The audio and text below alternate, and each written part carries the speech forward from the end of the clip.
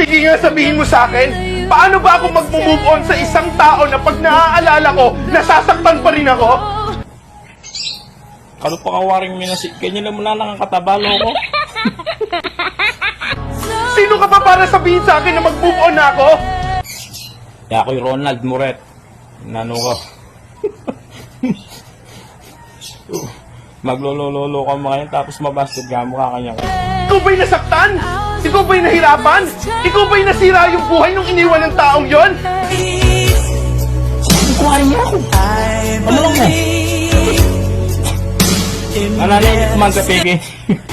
Hindi mo alam lahat ng pinagdaanan ko. Nasira yung buhay ko, nahinto yung buhay ko nung iniwan ako ng taong yon.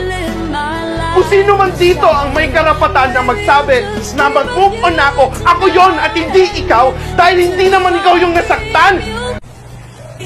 Aliwaman nga ako eh, Ike eh. Diyos ko naman. Diego?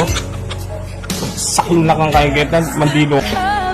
Ako yung nasaktan, ako'y nahirapan kaya ako magsasabi sa sarili ko na mag-move on na ako at hindi ikaw.